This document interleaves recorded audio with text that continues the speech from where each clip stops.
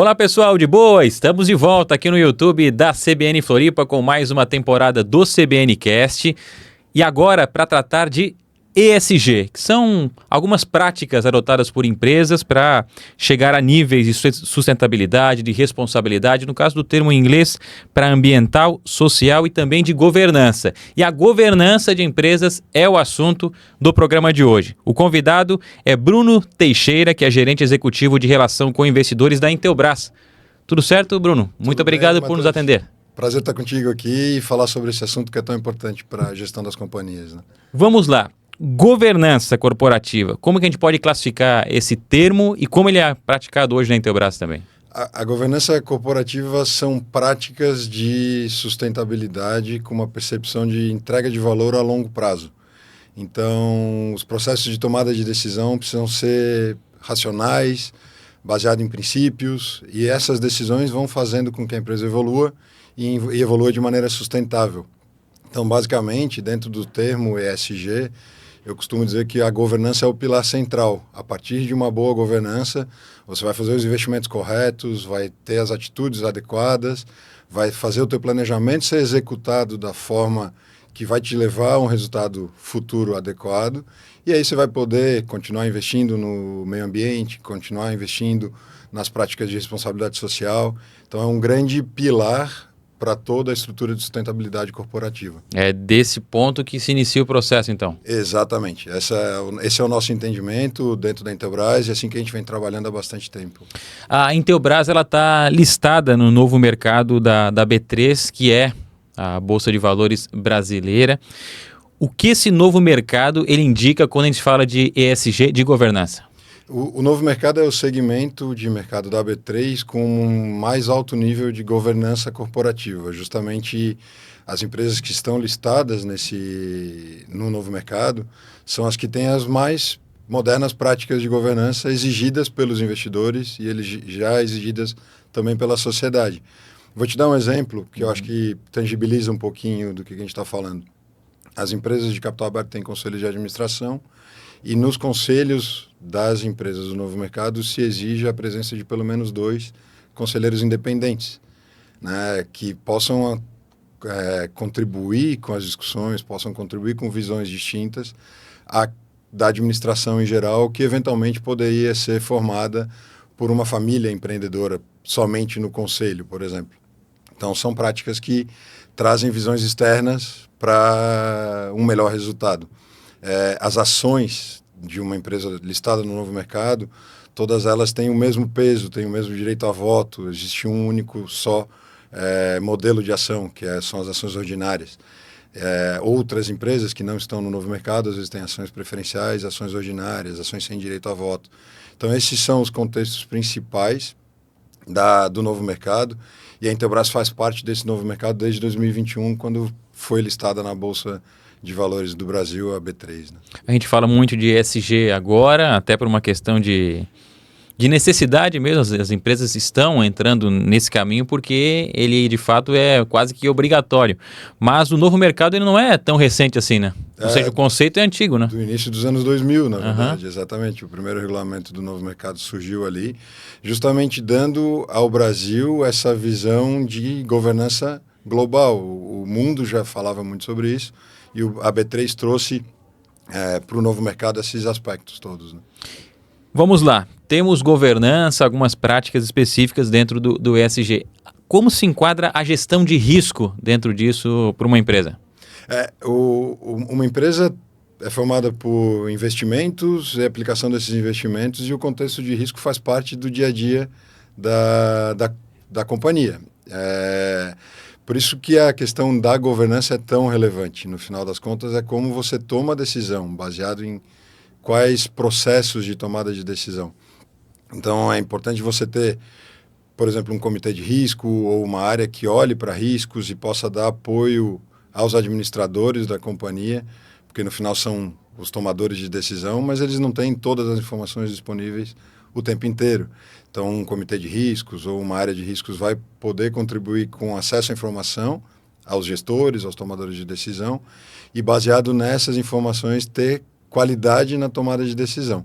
Esse é o principal contexto. Então, as empresas costumam abrir áreas, riscos corporativos, riscos ambientais, riscos de reputação. Você tem uma série de riscos potenciais que precisam ser avaliados, discutidos com a administração. E aí eu estou falando da administração, no caso da Intelbras, mas mesmo se a gente pensar num contexto de um pequeno negócio, de um médio negócio, a análise também serve. Qual é o risco que eu estou inserido aqui?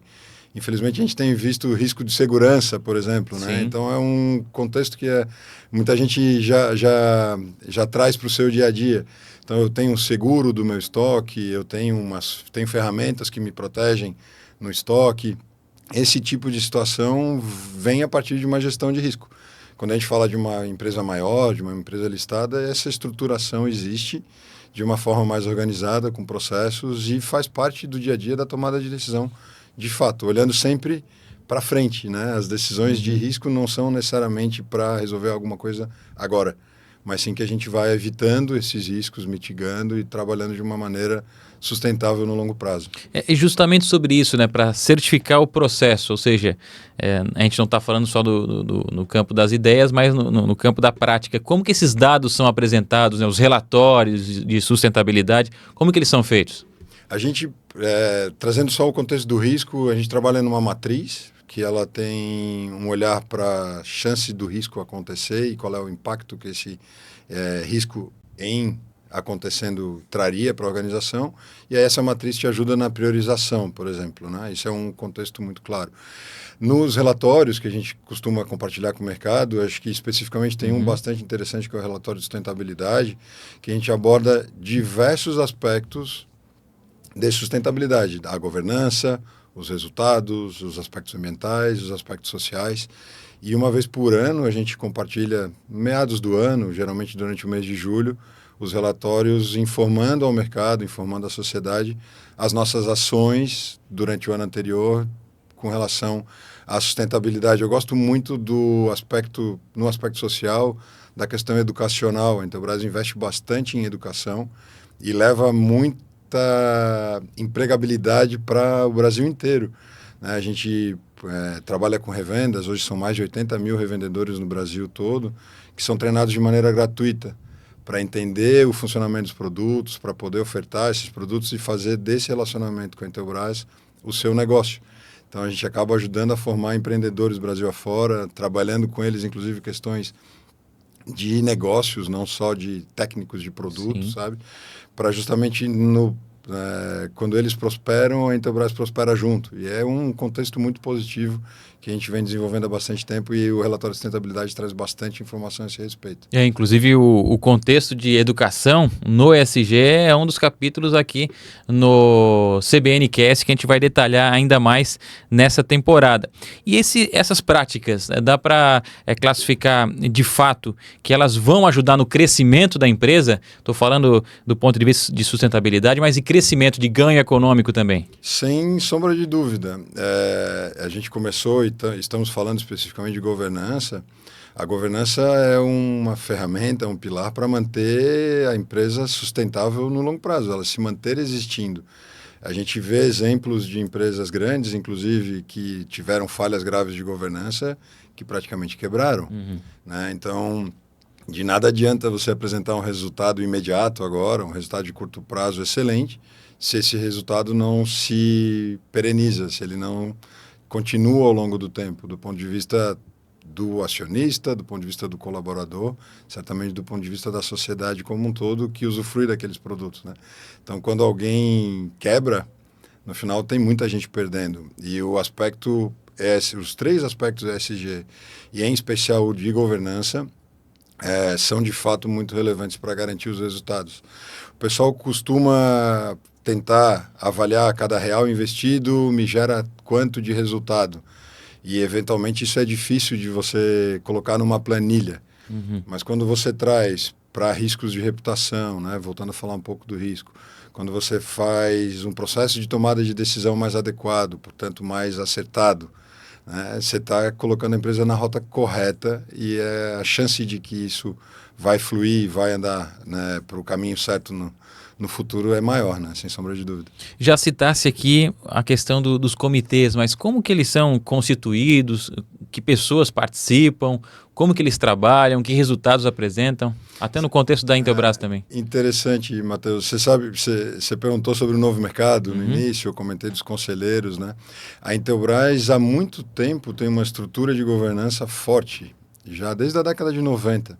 Né, com conselheiros independentes, ainda nem éramos novo mercado, a gente já trazia a visão do conselheiro independente, e os comitês sempre fizeram parte do processo de tomada de decisão.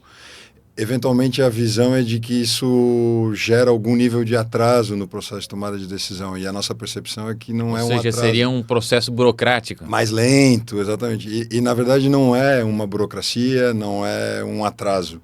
De fato, é um contexto que te leva a uma melhor tomada de decisão. Vou te dar um exemplo. Eu sou relação com investidores e sou membro do comitê de marketing. Então, a gente, no comitê de marketing, discute uma série de questões associadas às práticas de marketing, às estratégias de marketing, a conexão das estratégias de marketing com cada um dos 3 negócios, né, de segurança, de conectividade de energia. Então, vai se elaborando melhor um contexto e quando a tomada de decisão é feita, certamente ela é melhor, ela é mais eficiente e ela vai ser mais produtiva, né, no seu objetivo no final das contas. Então, só para concluir, assim, são diversos comitês, desde o comitê de risco que eu citei, o comitê de marketing, um comitê industrial que discute a eficiência industrial e a evolução da área industrial, comitê de produtos que vai falando sobre lançamento, a evolução dos portfólios. Então a gente tem quase 20 comitês formados por vários colaboradores de vários níveis hierárquicos, não é um comitê... Tem independentes também? A gente tem um comitê independente de auditoria, com presença de membros independentes também. Então, é realmente um contexto muito interessante no processo de amadurecimento da decisão.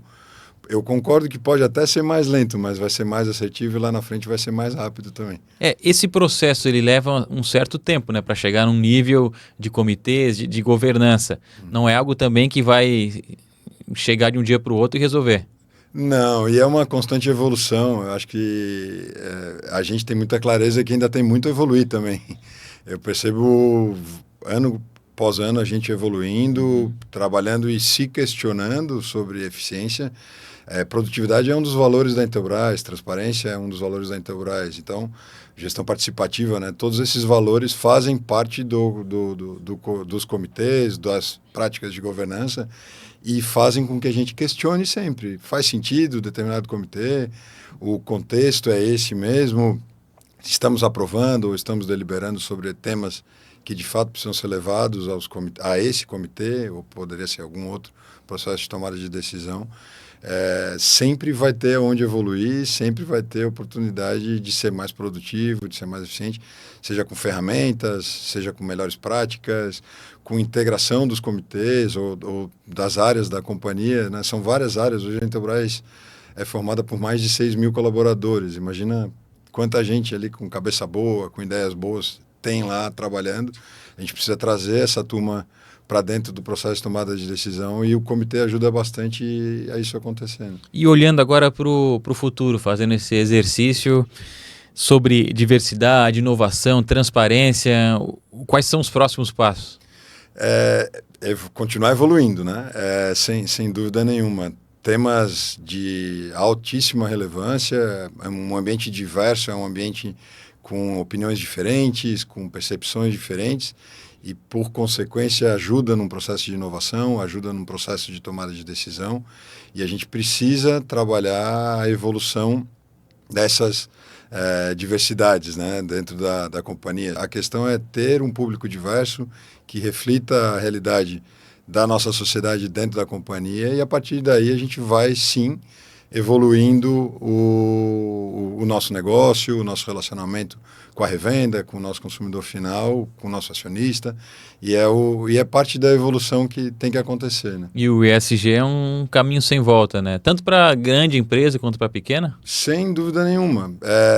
A gente sempre fala com cuidado de essas palavras mágicas que caem na boca do povo e tal, para que não virem modismo, que não virem decisões descabidas ou desconectadas da realidade. vai precisar sempre fazer parte da realidade. E como eu comentei no início, a Intelbras traz uma visão de sustentabilidade na sua forma ampla há bastante tempo já.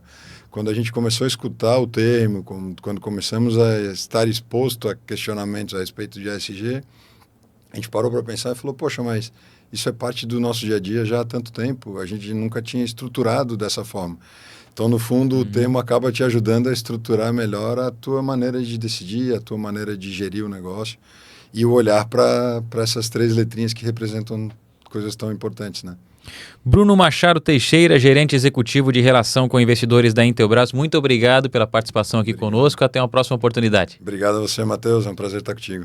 E agradecendo também você que acompanhou o conteúdo aqui no YouTube da CBN, curtiu? Deixa o like, se inscreve no canal, ative o sininho, com mais episódios também do CBN Cast por aqui. Um grande abraço e até a próxima.